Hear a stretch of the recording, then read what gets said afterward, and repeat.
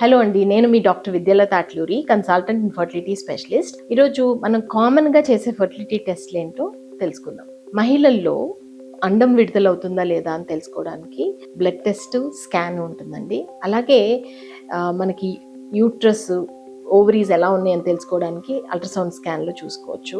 తర్వాత egg count ఎంత ఉంది అని తెలుసుకోవడానికి బ్లడ్ టెస్ట్ ద్వారా, ఏఎంహెచ్ అనే బ్లడ్ టెస్ట్ ద్వారా తెలుసుకోవచ్చు. అలాగే స్కాన్ చేసినప్పుడు కూడా ఫాలికల్స్ అంటాము, ఎన్ని ఫాలికల్స్ ఉన్నాయి ఈచ్ ఓవరీలో, దాన్ని బట్టి కూడా తెలుసుకోవచ్చు.